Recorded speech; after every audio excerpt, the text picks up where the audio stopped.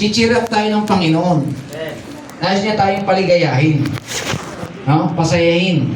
Ayaw niya tayo palaging malungkot. Kaya pamagat ng ating pag-aaral, cheer up.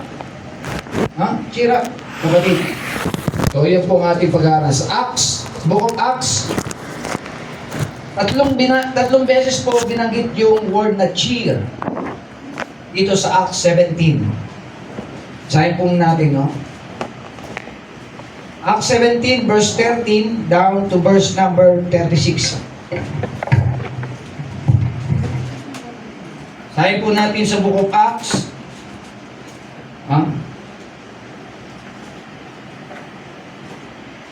Acts 17, verse number 13. Kaya nais ng Panginoon, ikaw ay paligayahin ng Panginoon. No? Katulad nito, nandito tayo. Bakit? Anong nais ng Panginoon? Maging maligaya ka. Maging masaya tayo.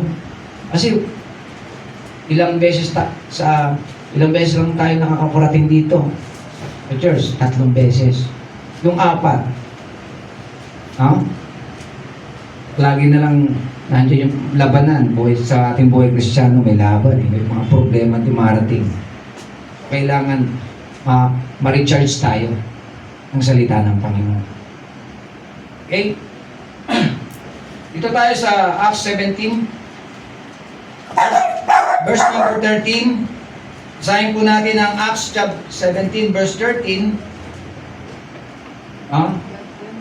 Verse number 13 hanggang verse number 36. So, ito po ang ating babasahin. Acts chapter 17, verse 13 hanggang verse number 30, hanggang verse number 34.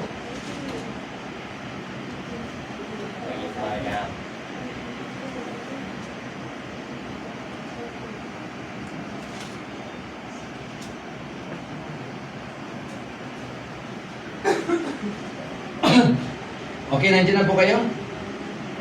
Amin sa panalangin yung medyo mali yung aking narinig. Okay, Acts chapter 17, verse number 13. Okay, hanggang sa matapos po na verse, basahin po natin. Ready? Begin. But when the Jews of Thessalonica had alleged that the word of God was preached of Paul, Berea, they came thither also and stirred up the people. And then immediately, sayang na po, Silas and Timotheus abode their still, and they that conducted Paul brought him unto Athens, and receiving a commandment unto Silas and Timotheus for to come to him with all speed, they departed. Now while Paul waited for them at Athens, his spirit was stirred in him. When he saw the city wholly given to idolatry, therefore disputed he in the synagogue with the Jews and with the devout person in the market daily, them that meet with him. Then certain philosophers of the Epicureans and of the Stoics encountered him, and some said, What will this babbler say? Others some seemed to be a seeker for the strange gods, because he preached unto them Jesus and the resurrection. And they took him and brought him unto Areopagus, saying, May we know that what is new doctrine whereof thou speakest of is, for thou bringest certain strange things to our ears. You would know wherefore what these things mean. Strangers which were there spent, they had nothing else but either to tell her some new thing. Then Paul stood in the midst of the multitude and said, Ye men of I perceive that in all things we are persecuted. For I passed by and beheld your devotion, I thought our eyes in Scripture to the unknown God, and therefore ye worship when ye declare I unto you. God that made the world and all things therein, he that is the Lord of heaven and earth, dwelleth not in temples made with hands, neither is worship him in the name of his name. He giveth to all life and breath and all things, and made of one blood all nations of men, for to dwell on all the face of the earth, and had determined the times before appointed, and the bounds of their habitation, that they should seek the Lord, and after he might dwell after him, and find him, though he not far from every one of us. For him who live and move and have our being, as a certain also of your own have said, for we are also of upstream. For as much then as we are of offspring of God, you ought not to think that the Godhead is like unto gold or silver or stone, driven by art and man deceived. And the times of his deliverance God wicked hath, but not commanded all men everywhere to repent. Because he hath appointed a day in the which he will judge the world of righteousness, by that the man who is God ordained, whereof that hath given remembrance unto all men, that had raised him from the dead. And when we heard of the death, some mocked, and others said, they will be heard again of his mother. So all departed from among them. How that certain men came unto him, and believed, among all the which were. And a woman, of other with them. Okay. Pwede kayong makaupo na po mga kapatid. Thank you. Salamat po. Okay. Sa ating binasa mga kapatid, mula dito, ano po yung isang verse na aking yan sa yung word.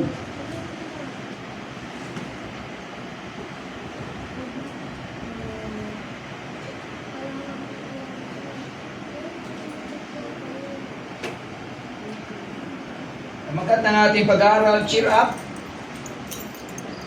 At dalawang punto lamang po ito na ating pag-aaralan. Yung una ay things that get you down and things that cheer you up. No? So, mapapansin po natin, mayroon akong isang hinahanap yung word na much work sa verse 16.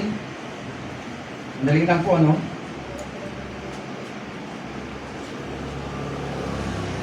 Kung inyo makita sa verse number 16, hindi ko lang malo kung anong chapter siya, na yung word ay mapapansin natin things that get you down. So, meron tayong subpoint dito, no? Yung mga bagay na magpapahiya o magpapahina sa ating buhay Kristiyano, no? Things that get you down and things that cheer you up. So, dalawang bagay ito, no, na magpapahina sa ating bilang Kristiyano at magpapasigla sa ating bilang Kristiyano. So, yun yung pag-aaralan natin sa dalawang punto na yan. So, may mga subpoint yan. So, makita natin sa things that get you down, sa verse 16, sabi po dito,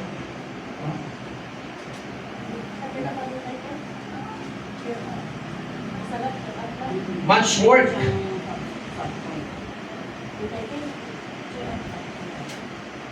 Mali kasi yata, mali ang ano ko nakuha kong verse. So, hinahanap ko siya. Bigyan niyo lang ako ng konting minuto. No?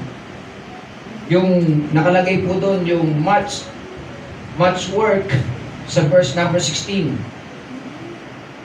Yung number 1, overwork gets you down. So, makikita natin, minsan po tayo, pinanghinaan tayo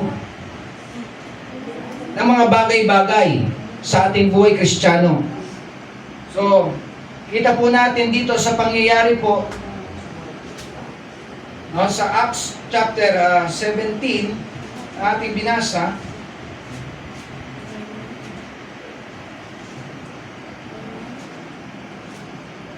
verse number 20, verse number 16, isahan ko, Now while Paul waited for them at Athens, his spirit was stirred in him when he saw the city wholly given to idolatry. Okay. Medyo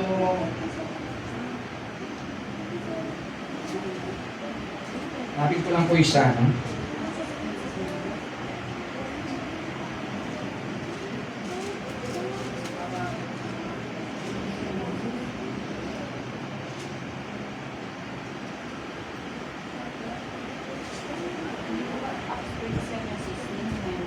Seven po ito. 27:16 ng Acts, much worse on one. 27. I think 27. 27.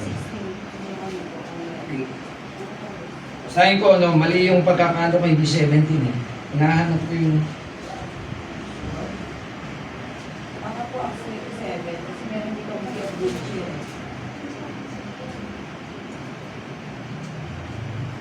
Okay, ito, sa verse number... Chapter 27. Mali po yung binasa natin, nahira ako dun eh. Chapter 17 yung binasa natin, no? Pero chapter 27 yung ating po nabasa. Dapat basahin. Okay, basahin ko na lang po sa inyo, no? Sa verse 13 hanggang verse number 36.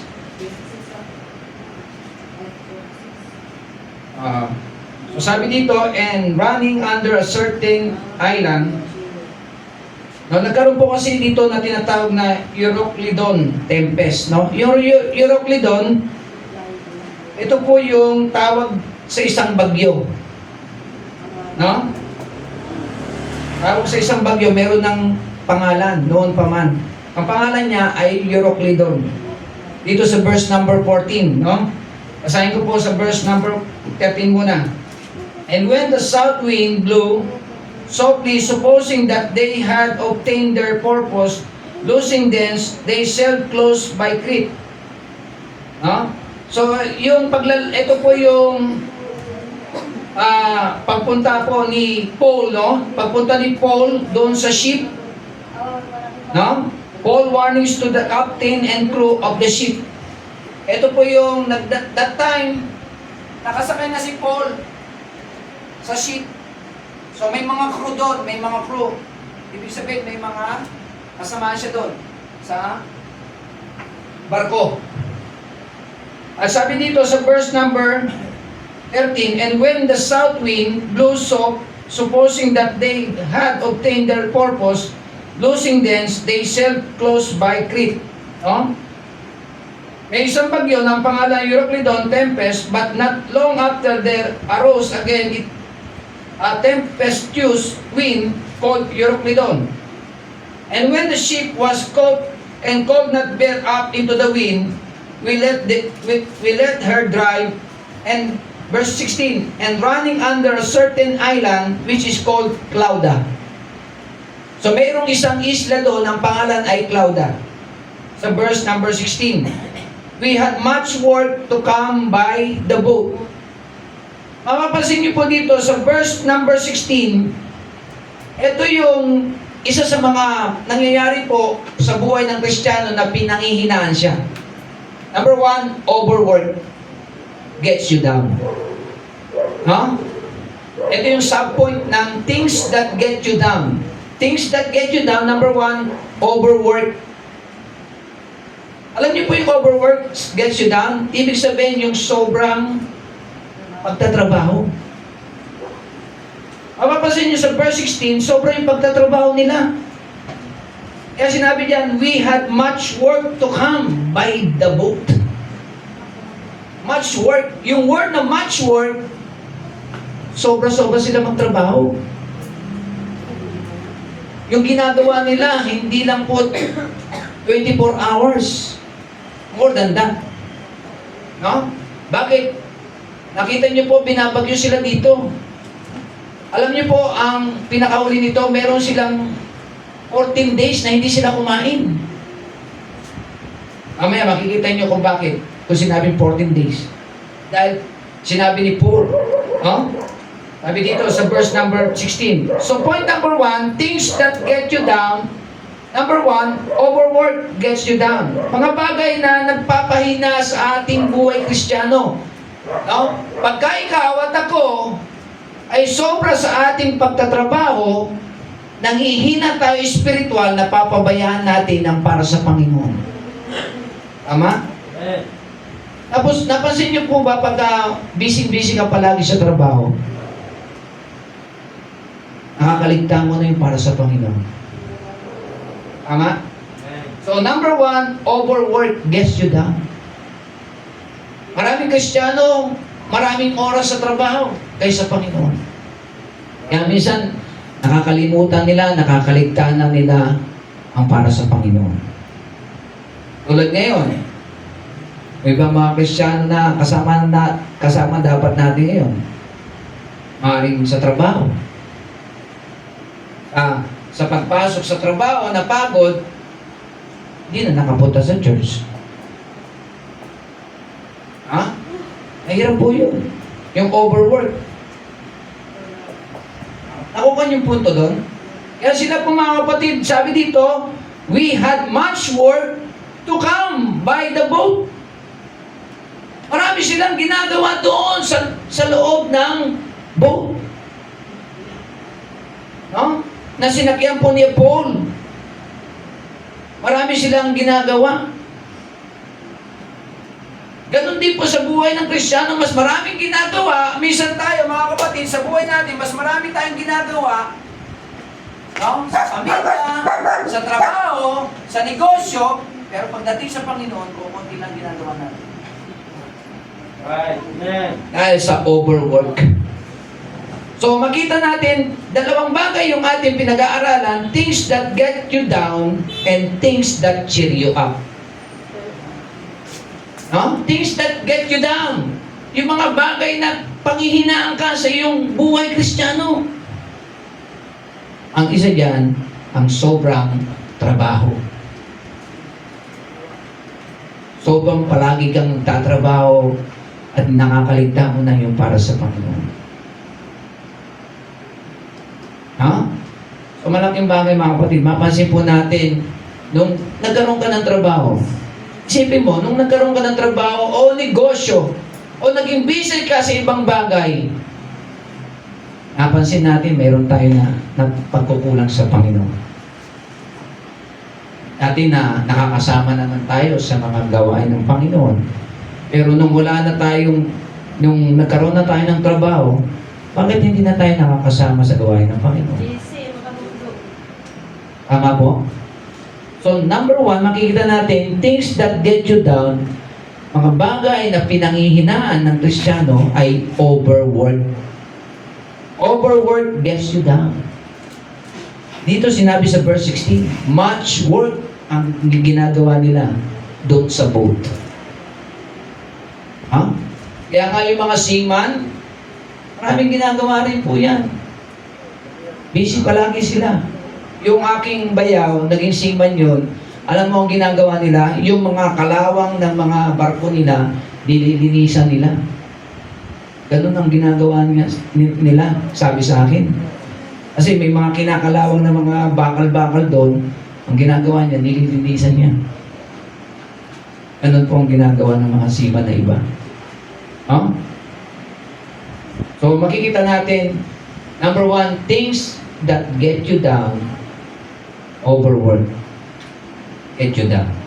Kaya huwag po tayo masyadong puspusan yung trabaho natin sa mga makumundong bagay, sa ibang bagay, kaysa trabaho sa Panginoon. Mas lalo dapat mag-focus tayo sa trabaho sa Panginoon. Things that get you down. Okay. Verse 17, dito tayo sa verse 17 ng Acts chapter 27. Acts 27 verse 17. So, doon na tayo sa verse 17. Which when they had taken up, they used help. Sila po ay nangangailangan ng tulong. Undergirding the sheep and fearing lest they should fall into the quicksand, straight sail, and so we were driven. And verse 18, and we being exceedingly tossed with a tempest, the next day they lightened the ship. And the third day, we cast out with our own hands the tackling of the ship. Point number 2. Dito tayo sa things that get you down. Mga bagay na pinanghinaan natin. Number 2 na sa verse 20. Hopelessness gets you down. Tingnan niyo po sa verse 20. And when neither sun nor stars in many days appeared. No? Makita niyo po, yung sun nor stars in many days appeared. No? Hindi nagpapakita yung mga bituin at yung araw, and no small tempest lay on us. All hope, take note, all hope that we should be saved was then taken away. Wala silang pag-asa, mga kapatid. Hopelessness sila. Minsan sa Kristiyano, mga kapatid, makikita natin, no? Kita po natin, yung sinabi dito, they could not see the sun. Di nila makita yung araw. Sometimes we get to the point that we used to look on our problems and don't focus on our Savior.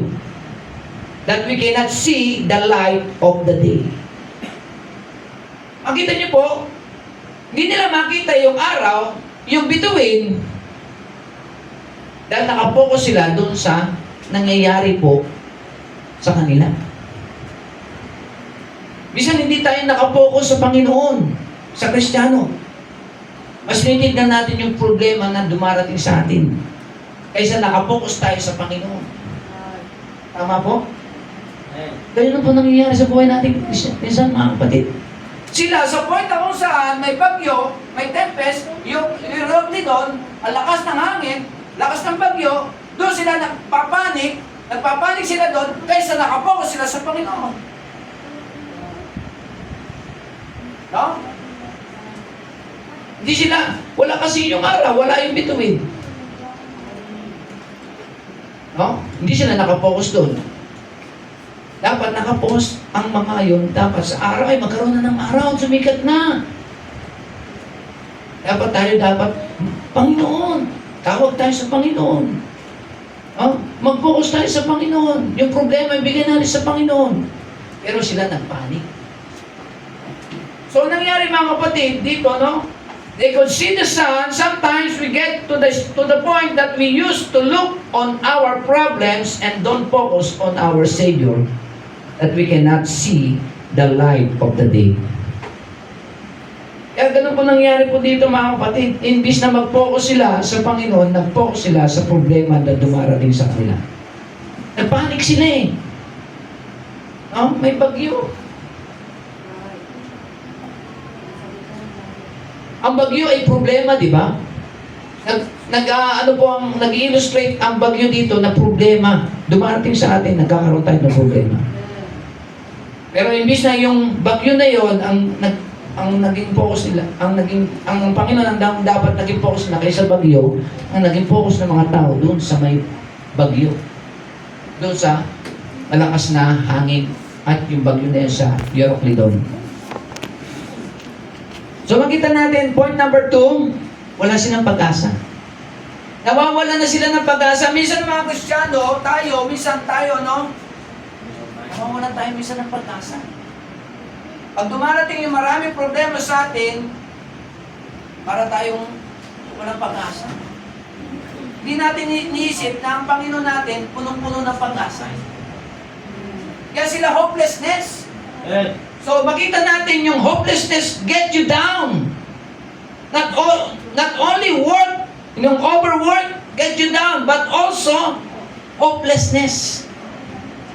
Pag ang Kristiyano ay walang pag-asa, makikita niyo po, panghihinaan siya ng loob. Manghihina ka. spiritually, pag wala kang pag-asa, at sobra kang nagtatrabaho, hina ka ng loob. No? Things that get you down, number one, overwork. No? Overwork gets you down. No? They experience so much stress. Na-stress palagi pag overwork ka, stress ka eh. No? Likewise, we worried of the cares of the world. Palagi mo iniisip, stress ka na, palagi mo pang iniisip, yung mga makumundong bagay. Nagwa-worried ka. Isipin mo yung mga bagay na makasanlibutan. Eh, inisip mo kaysa sa Panginoon. Baliktarin mo kaya, isipin mo naman ang Panginoon ngayon kaysa sa mga bagay. Baliktarin naman natin. Unahin naman natin isipin yung para sa Panginoon ay sa mga ibang bagay. Pwede ba yun? Pwede. Gawin natin mga kapatid. Tayo gawin natin para yung overwork mawala at hindi tayo panghinaan sa ating buhay Kristiyano. Amen. Kasi nanghihina tayo sa buhay Kristiyano pag sobra na tayo nagtatrabaho. Nakakaligtaan na natin ang presensya ng Panginoon. Wala na yung presensya ng Panginoon minsan sa atin kasi sobra na tayo magtrabaho sa ibang bagay kaysa sa Kanya. No? Mas marami pa yung oras natin kaysa ibang bagay sa sanlibutan kaysa sa Panginoon. O ilang beses lang tayo nag-prayer meeting. 4 na oras. Doon prayer meeting, 4 na oras. Worship service ng Sunday, 8 to 10 hours. No? Hindi pa tayo whole day. Kita niyo po? Whole day. Yan hapon na balikan. Ang whole day, dapat 24 hours. Pero hanggang 10 hours lang tayo, o 9 hours. O, 4 hours sa 8, 9, 10, 11, 12, 4 hours sa umaga. Sa hapon, balik ka ng 3 o'clock. Young people, 3, 4, 5, 6, 7, 8, 9. O sabi natin 10 days, 10 hours. Wala pang 12 hours. Wala pang kalahating araw. Wala pang isang buong araw. Pero ilang araw tayo, wala dito, ilang araw tayo sa mundo. Amen. No? Yung sobrang trabaho natin sa makamuntong bagay. Amen.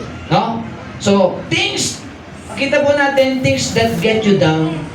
Mga bagay na pinanghihinaan tayo, number 1, overwork, get you down. Hello. Number 2, hopelessness. Hopelessness gets you down. Nawawala na ng pag-asa yung Kristiyano. Pag maraming problema, para bang hindi ka na makarecover. Sobrang problema, nawawalan ka na ng pag-asa sa buhay. Para bang wala kang Kristo? Para wala tayong Kristo, pagka minsan ay ganun, sobrang problema. So, hopelessness gets you down. Talon tayo sa verse 27. No? Verse 21. Basahin ko na kasi hindi natin nabasa yun. Nagkamali yung ating reading kanina. No? Chapter 17 naging chapter 27 naging chapter 17. Verse number 21. But after long abstinence, Paul stood forth in the midst of them. No? Tumayo po siya sa kalagitnaan po nila and said, Sirs, ye should have hearkened unto me. Makinig kayo sa akin, sabi ni Paul. No? Yung mga crew. And not have loosed from Crete. No? And to have gained this harm and loss. And now I exhort you to be of good cheer. No? Unang sinabi yung cheer sa verse 22. No? Maging masigla. Maging masaya ka naman. Kasi sobrang silang nagpapanik eh. May problema sila, hindi sila makangiti. Dahil sa problema na meron sila, pero sabi ni Paul, sa verse number 22, no? And now I exhort you to be of good cheer. Masaya ka naman dapat. Maging masaya ka naman. Amen. O si Christina, masaya. Amen. Kahit na may problema sa katawan niya. O, minsan tayo, pag may problema tayo, papanik tayo, hindi tayo makangiti. Hindi tayo makangiti. Kasi yung problema, nababalutan tayo ng problema. Pero sabi ni Paul, sabi niya, to be Good cheer up. Sabi yan, no? Sabi sa verse number 22, to be of good cheer up. To be a good cheer. Maging masaya ka. Ina-exhort ni Paul sa mga crew ng ship. Sabi dito, and now I exhort you to be of good cheer. Masaya ka naman. Huwag kang malungkot. Oh? Di naman patay ang Diyos natin para tayo maging malungkot. Buhay ang Diyos natin. Kaya nais ng Panginoon, nais ni Paul dito, sila ay ini-encourage na, mag-cheer ka. Oh? Maging masaya ka. No? For there shall be no loss of any man's life among you, but of the sheep. Walang mamamatay dito sa inyo. Kasi nagpapanik sila eh. Siyempre, pag ikaw ay nasa ka sa barko, tapos yung barko gumaganong-ganon. Nakaranas na ba kayo yung barko na parang... Nakakaranas nga po na lolo. No? O nakaranas na si Sister Ed na mga malunod. Yung barko tumatagilid, inahampas ng hangin, ng dagat. O tapos, siyempre magpapanik sila. At iisipin nila, ay, mamamatay na tayo dito. Mamamatay na tayo dito. Pero salamat, mayroong Kristiyano katulad ni Apostol Paul na sinabi, cheer up! To be good cheer! Maging masaya ka! Huwag kang magpanik, huwag kang malungkot! Dahil ganun ang ating Panginoon, meron nagpapalakas sa atin. Ang Panginoon, sinasabihin tayo, huwag kang malungkot, kapatid. Huwag kang masyadong dibdibin yung problema. Minsan dinidibdib masyado ng Kristiyano ang problema. Ha? Pero salamat, sabi ni Paul, no? Sa verse number 22, to be of good cheer. Pinasasaya po sila. Ni Apostol Paul. No? Pinasasaya, pinasisigla. No? Hindi lang pinasasaya, pinasisigla po sila. Kasi pag ikaw nandun nga naman, hindi ka sisigla, hindi ka magiging masaya. Puro ang magiging nasa puso mo, takot. Tama? Pag yung vapor o yung bangka na inano mo, o yung boat na sinakyan mo, gumaganon-ganon. Nakasakay ako ng yung Roro. Pero nung sumakay kami ng Roro, hindi ganun. Mababa lang yung ng dagat, ng tubig. Eh paano kung malakas yung hampas ng dagat sa boat? No? Tapos gumaganong ka pa? Eh talagang magpapanik ka talaga yung puso mo. At tawag ka talaga sa Panginoon, Lord. At ayaw mo na sasakay doon sa boat na yan. Ha? Yun po eh. Kasi isipin mo, mama, yun na yung katapusan ng buhay mo eh. Oh, bumabaliktad yung bituka mo dahil doon sa lakas ng impact ng tubig, dagat. Di ba? So, ganun po yung mga kapatid. Sila po talagang takot ng umiras sa kanila, nagpapanik sila. Pero salamat, may isang katulad ni Paul na nag-i-encourage sa kanila. No? May nag-i-encourage sa kanila. Be of good cheer. No? Pinasigla sila ni Paul. Pinasaya sila ni Paul. No? Ini-encourage sila ni Paul. Huwag kayong malungkot. Huwag kayong malungkot, ma. Sabi ni, cheer up. No? Kaya ang pamagat ng ating pinag-aaralan, cheer up. Mga kapatid, cheer up. Maging masaya tayo. No?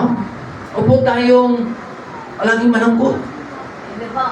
Ang buhay ng Kristiyano, masayang tunay. Masayang tunay. No? Inaawit nga ng mga bata yan, yung mga bata.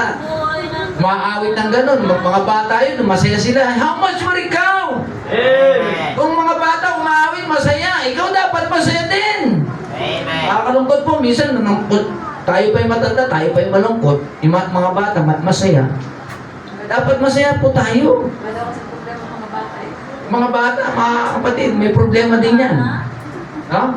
May problema din yan pagka dumating ng may problema din. No? Nagkakaroon din ng mga problema yan. Kaya kailangan po natin, mga kapatid. No? Cheer up! Cheer up! Cheer up!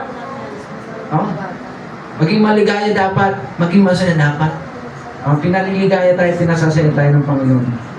Verse number 23. For there stood by me this night the angel of God. Tingnan niyo po, ang angel of God nagpakita. kay Paul. Whose I am and whom I serve. No? Nakipag-usap ang angel of God sa kanya eh. Saying, fear not. No? Tingnan niyo po, sabi ng angel of God kay Paul, fear not, huwag kang matakot. Mga kapatid, nais ng Panginoon na tayo huwag matakot. Kaya binibigyan tayo ng kasiglahan ng Panginoon at kasiyahan ng Panginoon sa kanyang mga salita. Huwag tayong matakot. Sabi, oh, fear not. Sabi ng angel of God kay Paul. At yun ang sinasabi ni Paul sa mga crew sa boat. Sa verse number 23, whose I am and whom I am served. Sabi diyan sa verse number 23, saying, fear not, Paul, thou must be brought before Caesar, and lo, God given thee all them that sail with thee. Lahat ng mga crew ay walang mamamatay. Yung kasama mo ngayon ay makakasama mo doon kay Caesar. No? Sabi dito, verse 25, wherefore, sirs, be of good cheer. Tatlong beses nasa verse 25 yung pangalawang cheer. Sabi sa verse 25, wherefore, sirs, be of good cheer. Pangalawang beses binaanggit yung be of good cheer. Cheer up! No? For I believe God. Tingnan niyo po, may Kristiyano nagtitiwala doon sa boat. Walang iba si Paul. Hello? Amen. Mga kapatid, ganun din po tayo mga kapatid dito. Marami. Tayo nagtitiwala tayo sa Diyos. Hindi tayo pababayaan ng Panginoon. May mga problema na meron tayo. No? Nagtitiwala ka ba? Amen.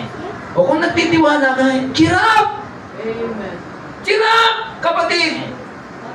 Huwag mong pasan ng daigdig! Hindi mo kayang pasanin ng daigdig. Ang Panginoon lamang may kakayahan nun. Cheer up. Huwag kang mamblema. Bayaan mo ang Panginoon mamblema. Bigay mo yung burden mo sa Kanya. Kaya nga sabi ng Panginoon, cast thy burden upon the Lord, and He shall sustain thee. He shall never suffer the righteous to be moved. Amen. Cast thy burden upon the Lord. At ano yung self? Cheer up, mga kapatid. Kailangan mag-cheer up. No? Maging masigla, masigasig. Kasi dapat, huwag natin hayaan maging malungkot ang buhay Kristiyano natin. Amen? Cheer up. Number 3, things that get you down. Number 3, weariness get you down. No? Weariness. No? Ano po yung pastor? Weariness, yung sobrang pagod ay nagdudulot ng pagkabaksak ng spiritual level ng Kristiyano. Sobrang pagod ka, sobrang tatrabaho mo, tapos napagod ka. So, weariness. Andito ba sa ating pinag-aaral? Yes.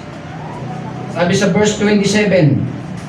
Doon muna tayo sa verse 25 at 26. Nabasa na natin 25. Howbeit we must be cast upon a certain island. Ito na po. But when the 14th night, tingnan niyo po, 14 na araw. 14 na araw was come as we were driven up and down in Andrea. About midnight, the shipmen deemed that they drew near to some country. Take note, mga kapatid. No? Sobrang pagod nila. Hindi na sila kumakain. Ilang araw na silang hindi kumakain. 14 na araw. Hindi ka ba mapagod doon? 3 araw, isang araw nga lang na hindi makakain tayo. Pagod, ano na tayo? Nahihina na tayo. Eh sila 14 na araw pa.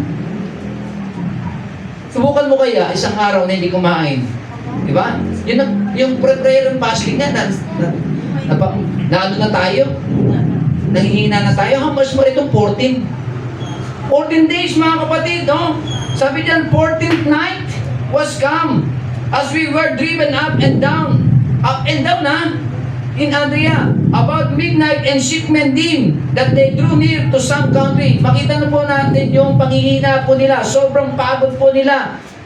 Ganon din po sa buhay Kristiyano. Pag sobrang pagod, ano mangyayari sa iyong sobrang pagod? Ang Kristiyano, pag sobrang pagod, nangihina spiritual. Pero salamat, pinalalakas tayo pagka tayo napakinig ng salita ng Diyos. Amen. Praise the Lord. Kaya ka nandito ngayon eh. Kasi hindi ka palaging malakas. Kaya kailangan ko ng salita ng Diyos. Ito magpapalakas sa atin. Kung bakit tayo dinadala ng Panginoon sa church para palakasin tayo spiritual. At pagka malakas ang spiritual natin, malakas ang physical natin. Yun po ang nais ng Panginoon. Lumakas yung katawan, lumakas yung espiritu natin, at yan po ang magbibigay sa atin ng lakas sa ating physical. Amen. Unang pinapakain niya yung spiritual natin eh. Yung kaluluwa natin eh. So paano tayo lalakas? Kailangan tayo makinig ng salita ng Diyos. Pagka hindi tayo nakikinig ng salita ng Diyos, hindi tayo lalakas. Alam niyo po ang feeding, no? Iba po sa tinatawag na makikita natin, no? Sa weariness, they don't have rest. Makita po natin, no? Wala silang pahinga. 14 nights. Nagpapanik sila. Problemado. 14 na gabi na hindi kumakain. Pero salamat mga kapatid, buhay pa sila. Buhay pa sila. May plano ang Panginoon sa buhay nila. Makita nila yung kapangyarihan ng Diyos. Jesus said in Matthew chapter 11, "Come unto me. I will give you rest." Pagka tayo nanghihina mga kapatid, gusto ng Panginoon, lumapit tayo sa Kanya at Kanya tayong palalakasin. Bibigyan tayo ng sapat na kalakasan kung ikaw ay nanghihina. Lumapit ka sa Panginoon. Salamat, si Paul ay nag-pray, nagtiwala sa Panginoon. Lumapit po siya. At nagtiwala rin po yung mga taong ito. Dahil in-encourage si Paul. Kaya malaking bagay po mga kapatid. Kaya sabi po ni Paul, walang mamamatay sa inyo. Walang mamamatay sa inyo na mga kasama ko. Bakit? Dahil nandun yung angel of God. Sinabihan po siya ng angel of God. At nandun yung pagtitiwala ni Paul sa Panginoon.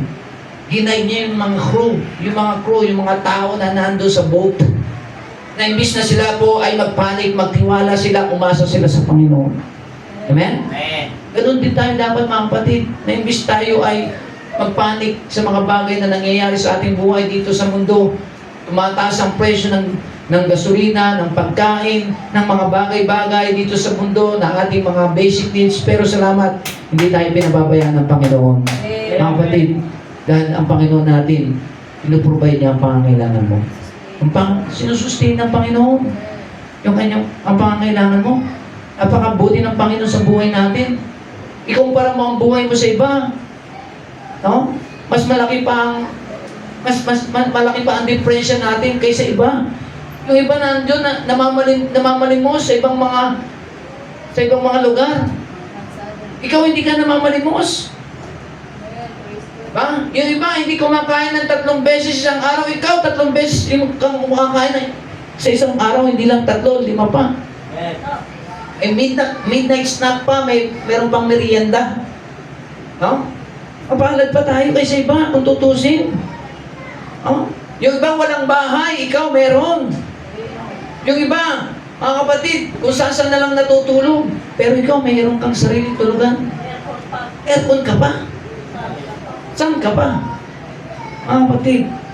Kapatid, napakaganda ng ginagawa ng Panginoon sa atin. But you don't know what you... No? But you don't want to rest and said, you don't have me, you don't have time to. Sabihin mo, wala kang oras. Binibigyan ka ng Panginoon ng kapahingahan. No, sabi sa Matthew 11:28, "Come unto me, and I will give you rest." Pero ayaw mo yung binibigay na kapahingahan ng Panginoon. Ano nangyayari? Ikaw may kasalanan.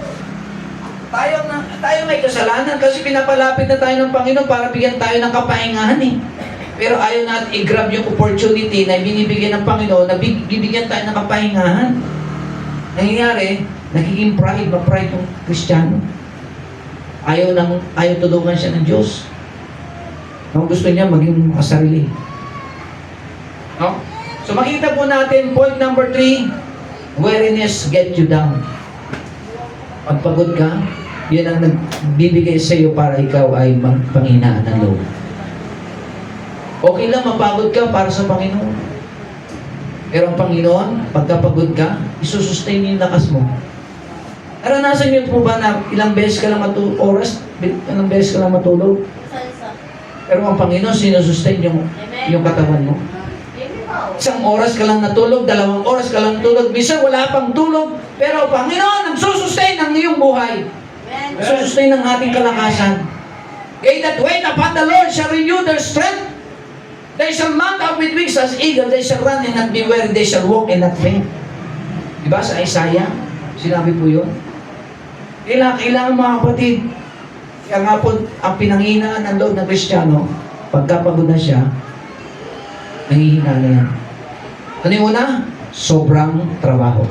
Pangalawa, walang pag-asa. Pangatlo, pagod na. No? Overwork gets you down. Hopelessness gets you down. Weariness gets you down. Pangapat, fearfulness gets you down. Kaya balik tayo sa verse 29. Takot sila mga kapatid sa verse 29, sa verse 28. And sounded and found it 20 fathoms. And when they had gone, sa verse number 28 tayo, no? Sabi sa 28, and found it 20 fathoms, and when they had gone a little farther, they sounded again, and found it 15 fathoms. Verse 29, then fearing less, tingnan niyo po yung word, then fearing, mayroon silang takot. No? Nagkaroon sila ng takot. Okay? Kaya nga po sinabi ng Panginoon dito sa verse 24, fear not. Nakita niyo sa verse 24, fear not, huwag kayong matakot. Pero sila nagkaroon ng takot. Yung mga crew na nandun sa boat, may takot sila, pero si Apostle Paul, sinasabi sila, fear not, huwag kayong matakot. Nakipag-usap sa akin ang angel of God. Magtiwala kayo sa Diyos. Amen. Magtiwala tayo sa Diyos. Isa po ang nangyayari sa atin, gano'n, hindi tayo nagtitiwala sa Diyos, kaya may takot tayo.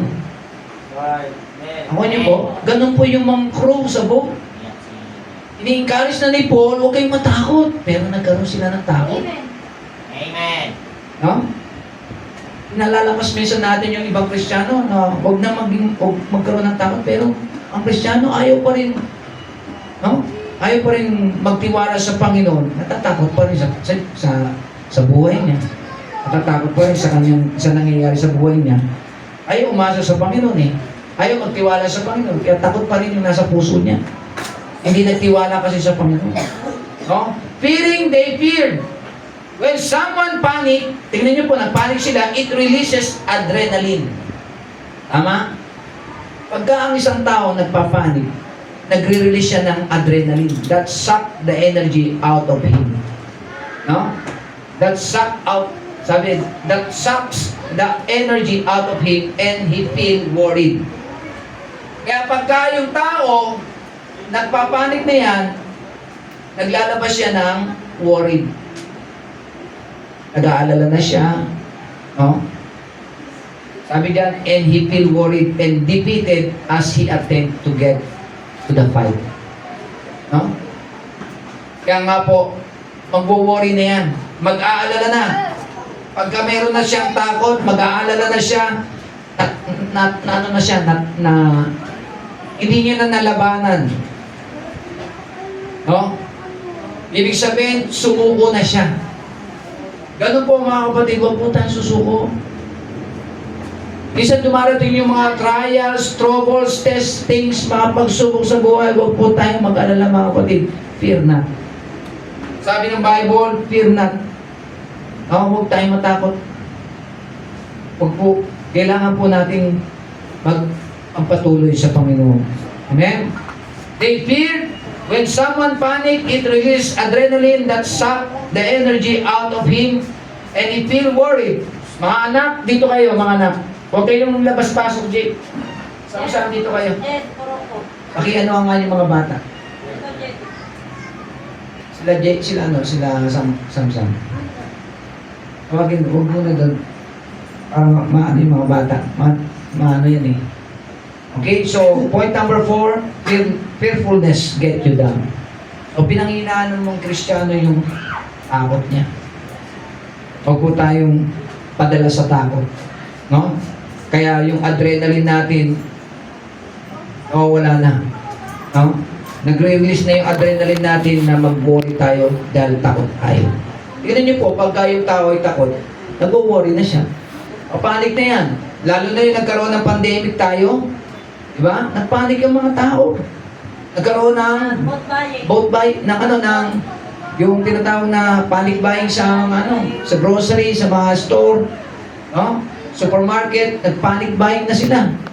So bakit? Kasi meron ng fear. At ito po yung nagdadala po para sila mag-alala, mag-worry.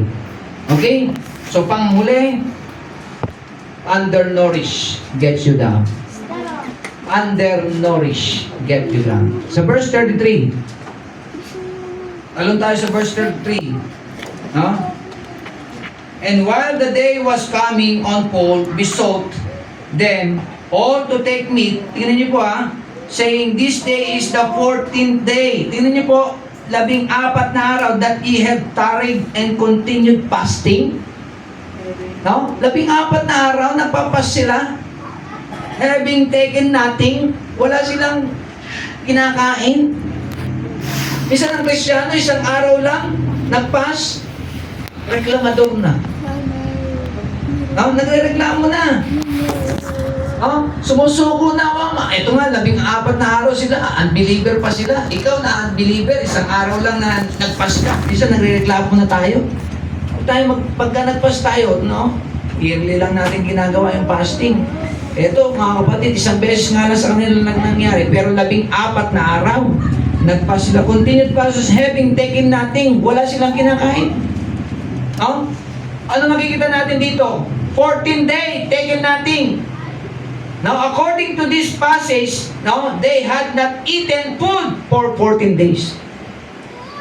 In our spiritual life, without the Word of God, take note, kung walang salita ng Panginoon, we become spiritually malnourished. Kung walang salita ng Panginoon, 14 na araw ka na hindi ka umaattend ng church, mga kapatid, malnourished ka. Right. Yeah.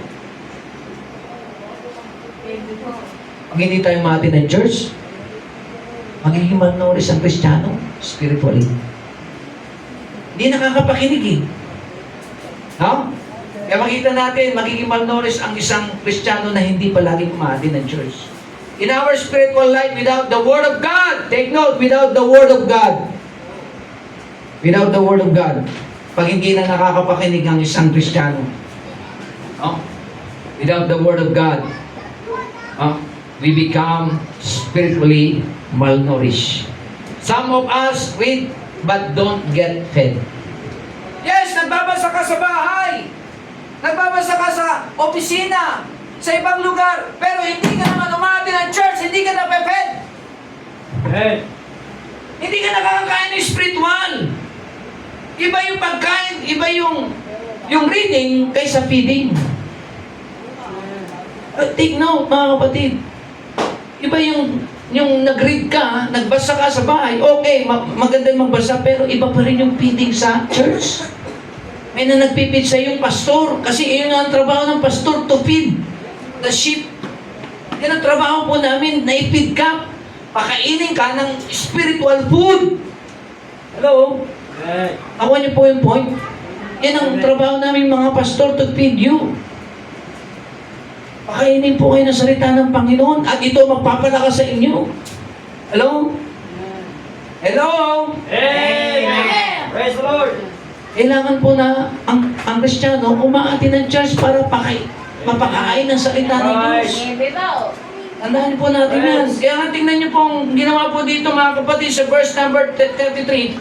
No? Ano po sabi sa Acts 27:33? Ang ganda po na sinabi, no? 14 silang araw na hindi kumain. Anong sinabi ni Paul sa verse number 33? And while the day was coming on, Paul besought them all to take meat. No, sabi, kumain na kayo. 14 na araw na kayo hindi kumakain. Saying, this day is the 14th day that ye have tarried and continued fasting, having taken nothing. Wala kayong kinakain ng 14 araw. Kumain na kayo ng pagkain. No? Kaya malaking bagay may nagpipid sa atin. May nagpapakain sa atin para lumakas tayo spiritual. Hindi lang yung nagbabasa ka lang ng Bible. Kailangan may nagpapakain din sa iyo mula sa salita ng Bible. Maganda yun, meron kang binabasa, pero minsan, yung Bible reading, minsan hindi mo rin maintindihan. Kailangan may magpapaliwanag sa iyo. Lalo na pagka hindi ka pa matured. Kailangan mo pa ng pastor na mayroong mag-explain sa iyo, magpapaliwanag sa iyo kung ano yung binasa mo. Kung ano yung pinag-aralan mo na binasa mo sa Bible. No? So, kailangan po yan, mga kapatid. Kaya kailangan po meron pong nagpapakain sa tupa. Tingnan niyo po, Acts 20. Ano po sabi ng Acts chapter 20? Balik tayo sa 27 ha. Mga kapatid, balik tayo mamaya dyan sa 27. Acts chapter 20. Ito yung trabaho ng isang pastor eh. No? Acts chapter 20, isa. Verse number 28. Acts 20:28. Take heed therefore unto yourselves and to all the flock. Ano yung flock na yun? Yung mga tupa, yung mga inaalagaan ng pastor, ng shepherd. Over the which the Holy Ghost had made you overseer. Kaya isa po sa mga tungkulin ng pastor, overseer. Anong overseer? Nangangasiwa. Tagapangasiwa. Overseer. To feed, ano pa? To feed the church of God. Yun po ang kailangan po ng isang nagtuturo sa isang church. To feed the church of God. Tayo ang church of God. At kailangan mapakain kayo ng salita ng Diyos. Amen? Kaya kailangan tayong mapakain ng salita ng Diyos. Pero kung hindi ka ate ng pananamba, paano ka makakain ng salita ng Diyos? So kailangan natin umatin ng church. 14 days sila na hindi nakakain. Paano sila lalakas? Spiritually speaking, kung ikaw ay 14 days na hindi kumakain, backslider ka. Magiging backslider ka kasi hindi ka na kumakain hindi ka nag-feed. Kaya huwag po natin hayaan na hindi tayo atin ng Diyos, mga kapatid. Manghihina tayo espiritual. Hindi tayo lalakas. Pero salamat, ikaw na nagpapatuloy, pinalalakas ka ng Panginoon. Pinatatatag ka ng Panginoon. Kaya doon na tayo, mga kapatid, sa pangalawang punto. Ito po yung things that get you down. Ngayon naman, things that cheer you up. Ano yung mga bagay na magpapaligaya sa iyo?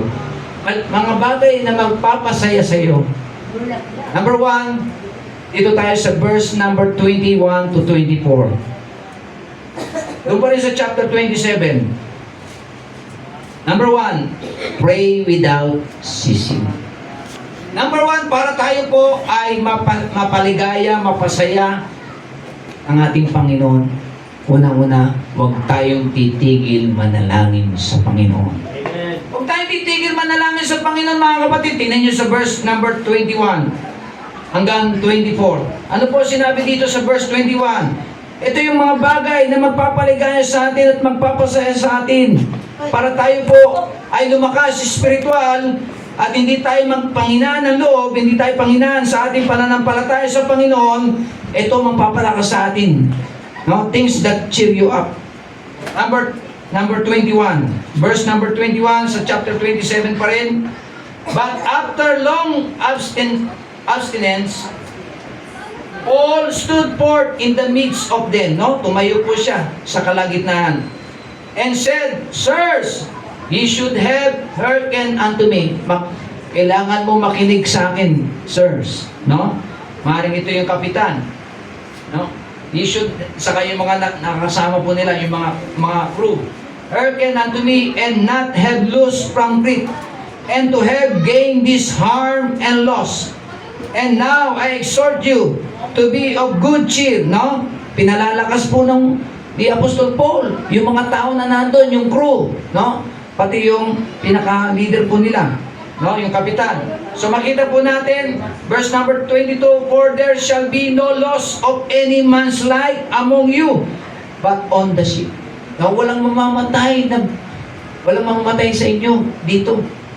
Any man lose, no? Sabi diyan, no? Any man life among you. Walang mamamatay. No? no loss. Sabi po dyan sa verse 22. Verse 23, for there stood by me this night the angel of God. Tingnan nyo, nagpakita po ang angel of God sa kanya. Nakukuha niyo po? Hello? Nakikinig po kayo? Amen. No, nagpakita po sa kanya, angel of God, sa verse 23, whose I am and whom I serve. No? Kanya pinaglang. 24, at sinabi ng anghel sa kanya, saying, fear not, Paul. Thou must be brought before Caesar. And lo, God had given thee all them, no? Binigay ng Diyos lahat yung mga tao, yung crew, kasama ni yung sirs, sa kanya, no? Tingnan niyo po lahat, yung sirs, yung kapitan, yung crew, lahat ng tao na nandun sa boat, binigay ng Diyos sa kanya. So walang mamamatay. Malinaw? Walang mamamatay. Sabi sa verse number 24, no? Sabi sa 24, fear not, huwag kang matay. Paul, thou must be brought before Caesar, and lo, God had given thee all them that sail with thee. Nakasama mo sa paglalayag. No? Kung makikita po natin, nag-pray po dahil sa panalangin. Si Paul nag-pray sa Diyos.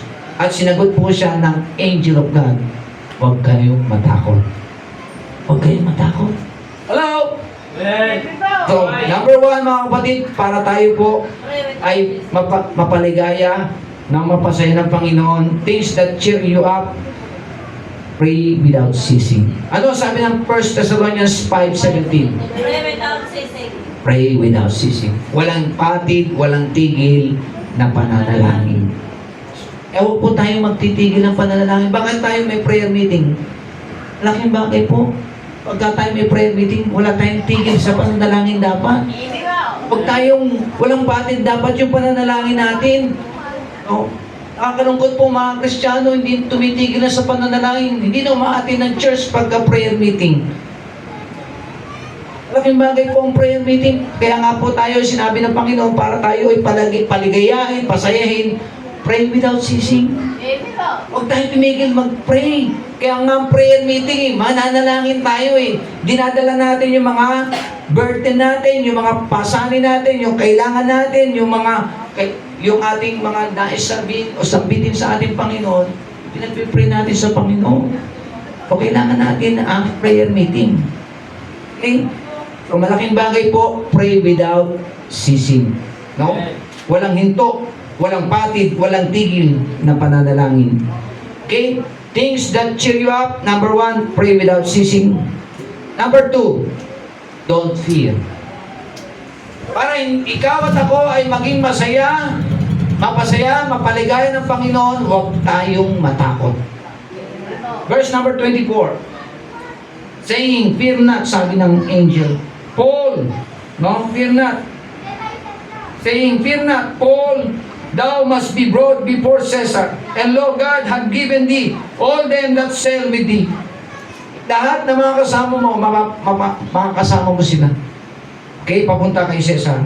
So makikita po natin mga kapatid, no? Point number 2, don't fear. Huwag matakot. Huwag matakot. No? Kaya malaking bagay, pag tayo kasi pagtakot, magpapanik tayo. Tingnan niyo po yung mga takot, nagpapanik. Mag-aalala na ngayon, pagka takot ka, magpapanik ka. Pagka magpapanik ka, mag-aalala ka na. Tama? Ano po yun eh? Pag takot ka na eh. Magpapanik ka na eh. Hanggang saan mag-alala ka na. Okay? So, ayaw ng Panginoon na tayo matakot. No? Gusto niya, kalmado lang. Kalmado lang. Pag may mga problema na malaki sa ating buhay, kalmado lang. Bigay natin yung fear sa Panginoon. Kung mayroon kang fear, ibigay mo sa Panginoon, aalisin niya para maging kalmado ka. Ang Panginoon mag-aalis niya. Okay? Iko-comfort ka niya, ibibigyan ka niya ng katatagan sa iyong buhay. Okay? Bibigyan ka ng lakas. Amen. Okay? Good. Number 3, things that cheer you up, pray without ceasing, don't fear. Number 3, sa verse number 34. Talo tayo sa verse 34. Wherefore, I pray you to take some meat. Tingnan niyo po, sabi ni Paul. No? For this is for your health. No? Sabi ni Paul, for there shall not an hair fall from the head of any of you. Ano makikita po natin dito? Digest God's Word. Kailangan na po ng tao na kumain sila. No? Sinabi dito, pinapakain, I pray you to take some meat. Kumain na kayo ng pagkain. No? Ng meat. Kumain na kayo. Kasi 14 days na hindi na kayo kumakain eh. Malnourished na kayo. Mga kapatid, kaya tayo mga kapatid, pag hindi na tayo nagbabasa ng Bible, malnourished na tayo. Hindi na tayo napipid na salita ng Diyos, malnourished tayo. Pero kaya salamat sa Panginoon, nais ng Panginoon na tayo'y pakainin niya. Amen. Kasi si Paul, sinabi niya, kumain na kayo, 14 na kayo hindi na kumakain eh. Taken nothing, sabi sa Bible. No? Nangihina na sila. Dahil hindi na sila kumakain. No? Nagbabackslide na sila. Kailangan na nila ang salita ng Diyos. So point number 3, digest God's words. No? Kailangan namnamin ang salita ng Panginoon. No? Namnamin mo. Minsan ang tao, ayaw namnamin ang salita ng Diyos. Kailangan natin namnamin. Pakainin natin ang ating kaluluwa. No? Kailangan, sabi ng Joshua 1:8, this book of the law shall not depart out of thy mouth, but thou shalt meditate therein day and night. Pagbulay-bulayan. Namnamin ang salita ng Diyos. Kailangan hindi lang basahin, hindi lang kailangan makinig. No? Kailangan i-apply. No? Kaya ngayon sa 5, read, study, no? Read, ano ba isa? Memorize, study, meditate, no? So, maganda po yung napag-aralan natin yun. Di ba yun eh? Read, study, meditate, memorize. Ano ba isa? Meron pang isa yun eh. No? So, yun po, makikita po natin. Digest God's Word. So, makita po natin, kailangan namnamin, no? Pagbulay-bulayan ang salita ng Diyos. Yan po, sa verse number 34. Kasi sinabi po nila, kumain na kayo. Take some meat. Para hindi na kayo magutom, hindi na kayo maging malnourished. Kasi malnourished sila eh. Hindi sila kumakain eh. Taken nothing eh. Pero salamat, pinapakain sila ni Paul. Sabi, I pray, pinapanalangin ko na kayo kumain na. For this is for your health. Tingnan niyo po, para sa inyong kalusugan. Hello? Para maging malusog ka, spiritual, kumain ka ng salita ng Panginoon. Hello? Amen. Kaya kailangan po salita ng Diyos. Ang tao hindi kumakain ng salita ng Diyos, malnourished mga kapatid. Magbabackslider na yan. Pag hindi na kumakain ng salita ng Diyos yan, hindi na nakikinig ng salita ng Diyos, backslider na yan. Babackslide na yan. Pero salamat, binibigyan pa ng pagkakataon ang Kristiyano. Yung pagkakataon pa. Okay? So makita natin pang-apat. Ano yung una? Things that cheer you up. Pray without ceasing. Number 2, don't fear. Huwag kang matakot. Para ikaw ay bigyan ng kaligayahan, kasiyahan ng Panginoon, ikaw ay maging masaya, maging maligaya ka, manalangin ka palagi. Pangalawa, huwag kang matakot. Pangatlo, namnamin mo ang salita ng Panginoon. Digest the Word of God. Ang bulay-bulayan, namnamin mo ang salita ng Diyos. No? Kaya sinabi dito, this is for your health. Para sa iyong kalusugan, maging malusog ka sa iyong buhay Kristiyano. Sa verse 34, no? Tingnan niyo po, for this is for your health. For there shall not an hair fall from the head of any of you. No? Walang mamamatay sa kanila. Kasi, pag sila hindi kumain, ano mangyayari sa kanila? Mamamatay. Kaya walang mamamatay sa kanila dahil sabi ni Paul, kumain kayo! Sige nga, pagka hindi kayo kumain, ano mangyayari sa inyo? Tama. Di ba mamamatay? Pero pagka kumain ka, hindi ka mamamatay. Manghihina ka hanggang sa mamatay ka. Oh. Ganun na yun. Ayaw kumain eh. No?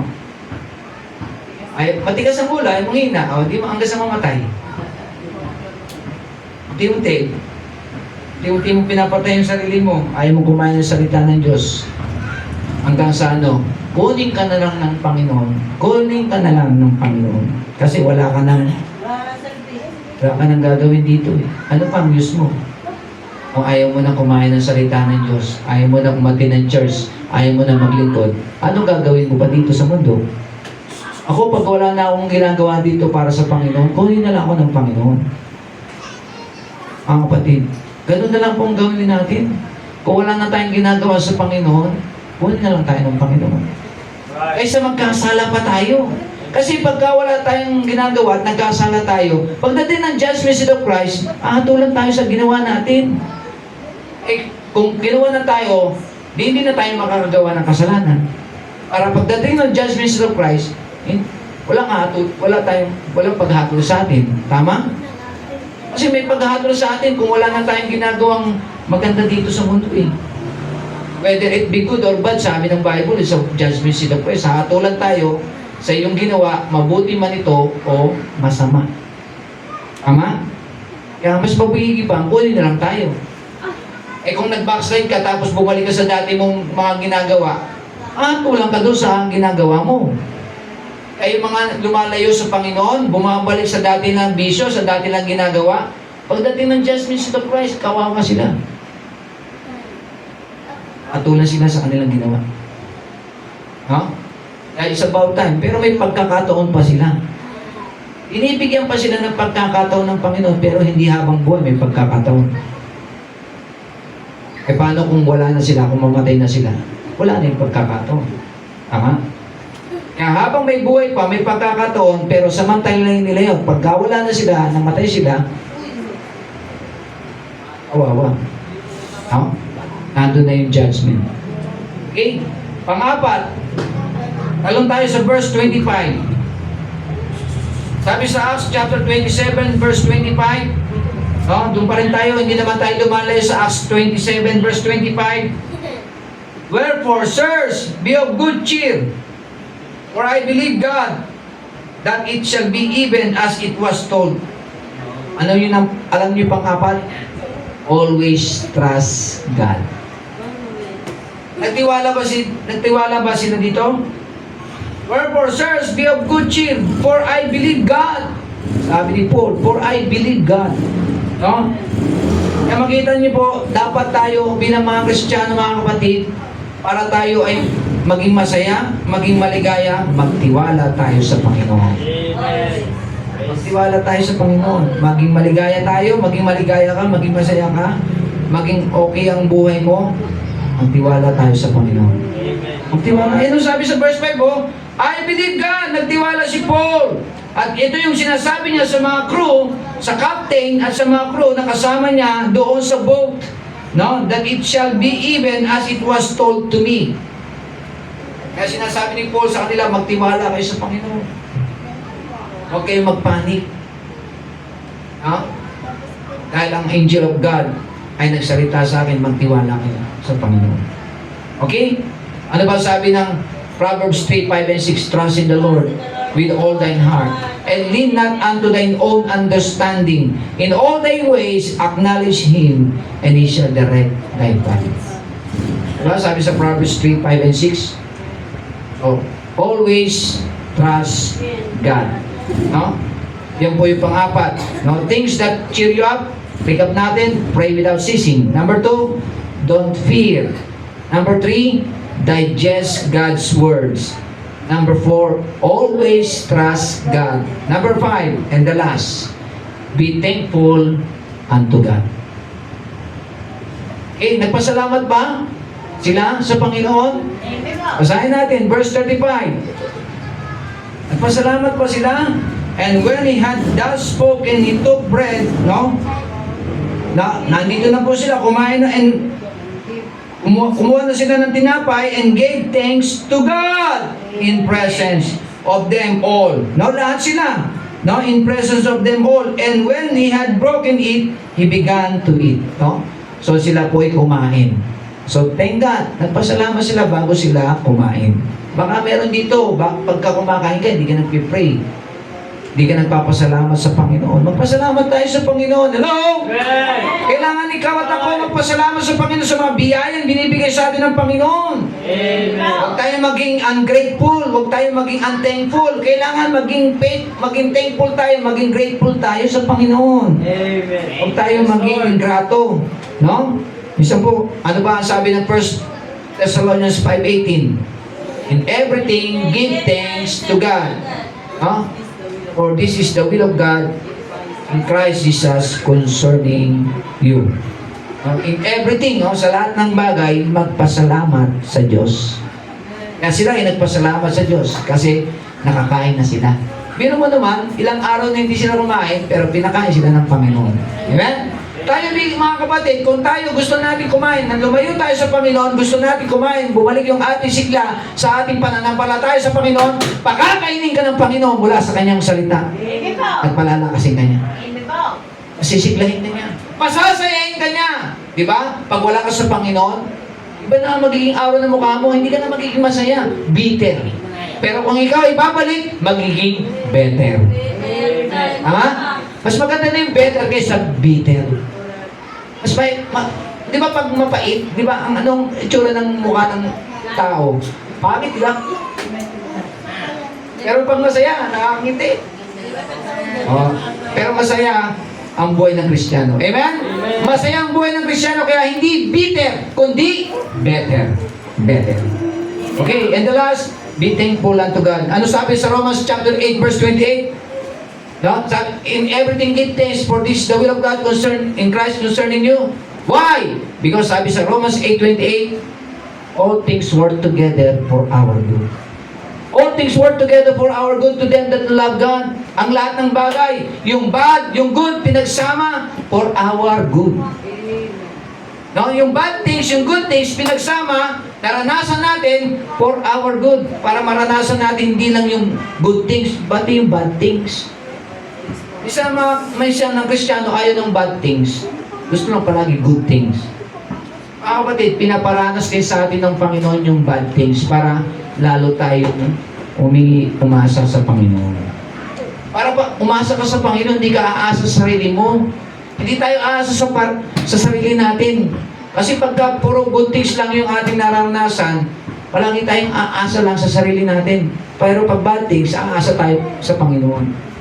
Ma-realize natin, hindi natin kaya yung mga nangyayari sa ating buhay. Amen? And dito makita natin for the conclusion, our text, no? So, magpasalamat sa Diyos ang pinaka point number 5. Be thankful unto God. For our conclusion, in our text, the result in verse 36. Ano yung resulta?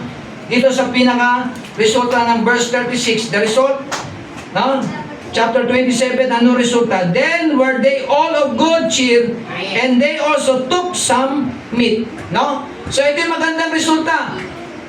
No? They all, lahat sila of good cheer. Lahat ba sila naging masaya? Hello? Dito mga kapatid, tayo ba magiging masaya lahat? Yes! Sapagkat nakakain tayo ng salita ng Diyos. Amen. Praise the Lord. Ano yun? Nag-pray tayo. Pray without ceasing. Number 2, ano yung number 2? Hindi tayo nagkakaroon ng takot kasi nagtitiwala tayo sa Panginoon. Number 3, nag-aaral tayo ng salita ng Diyos. Digest the Word of God. Number 4, nagtitiwala tayo sa Diyos. No? And number 5, nagpapasalamat tayo sa Panginoon. At number 36, ano ang sinabi? They all, no? Chill out. They all cheer. Ibig sabihin lahat sila ay naging masaya. Lahat sila ay naging maligaya. At tayo dito mga kapatid, pinasaya tayo ng Panginoon. Amen. Pinaligaya tayo ng Panginoon. Amen? Dahil tayo ay umasa sa kanyang Panginoon. Amen. Praise the Lord. Praise the Lord. Yan po ang pinakahuli na ating makikita. In our text, there is told in verse 36, then were they all of good cheer, and they also took some meat, no, came them while they are in the midst of the storm, kahit na dumating po yung problema sa kanila, and not in the harbor. Yes, you and I can cheer up, even we have a lot of troubles and full of strong winds in our journey of life. Dumating man ang maraming problema sa ating buhay, mga kapatid, masaya po rin tayo. Dahil meron tayong Panginoon. Meron tayo, no? pray without ceasing. Don't feel, no? Digest the Word of God. Anything, trust. Give thanks to God. Amen. So, in-apply po natin yun.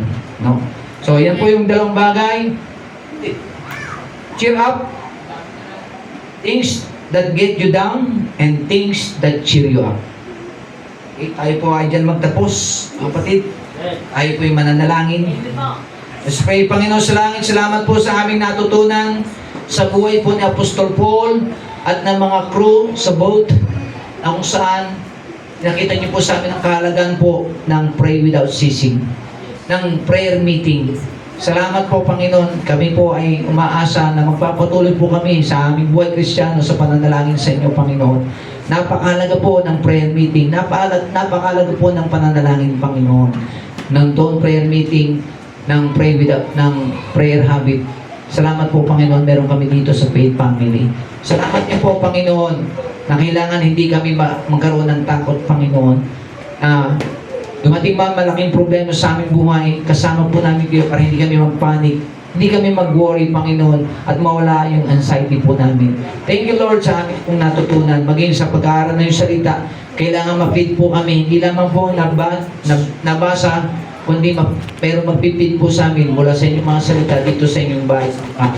Salamat din po, Panginoon. Kailangan magtiwala ang bawat isa po sa amin.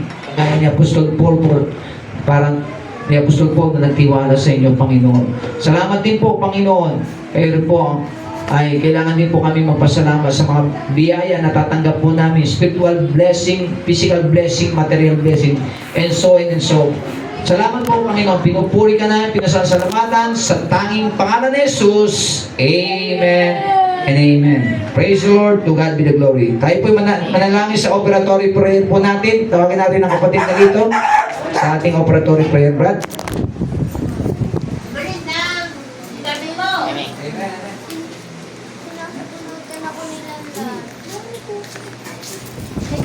Amen. Napuri ng Panginoon sa gabing ito, sa oras na ito. At tayo po'y tapos sa ating panalangin, sa ating pagbibigay. Tayo po'y panandalian niyo mo po at tumikit. Ito po'y paggalang sa ating Panginoon.